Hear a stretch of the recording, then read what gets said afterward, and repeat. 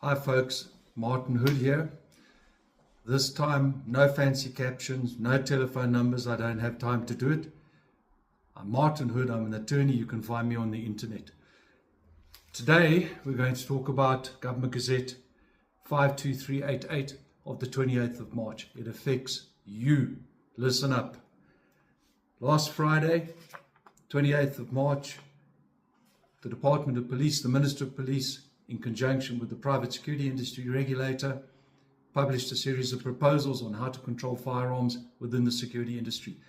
This is my happy face. I have to be happy when I tell you this because I'm going to deal with a bunch of people who drafted this, who have temporarily left this planet, so I can't be nasty. These proposals are coming to your doorstep if they're not stopped right now for the security industry. I'm going to give you a few examples of why you need to wake up, you need to say something and do something about these proposals. First of all, these proposals restrict the use of firearms in the security industry. In fact, they restrict the use of weapons. And I'm going to give a simple example. This proposal suggests that handcuffs, which are now deemed to be a weapon, must be regulated. A person must be trained on how to use them. And the regulator must give permission for you to issue and use them. Handcuffs. The security industry is no longer allowed to use tasers, tear gas, water cannons, sponge grenades, rubber or plastic bullets, or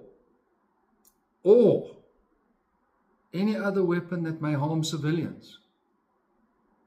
And if you want permission to use these, you've got to apply at least 7 days beforehand, which means the protesters that you are going to address in a riot are going to have to give you 7 days notice of their protest so you can get permission, which may or may not be granted, for your security company to use rubber bullets. Gets worse, people, gets worse. The security industry is going to be prohibited from using firearms at the following places: taxi rank, cemetery, stadium, shopping malls. How do you deliver and collect cash? Churches, restaurants, hospitals, public and private schools, and any other similar public establishment. You think that's all? Wait, there's more. The use of firearms must be in the interest of public safety. Not my safety, public safety.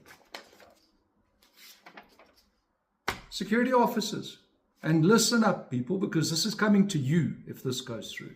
Security officers must have an annual assessment of their visual and audio capacity, locomotive system, neurological system, and general mental and emotional condition.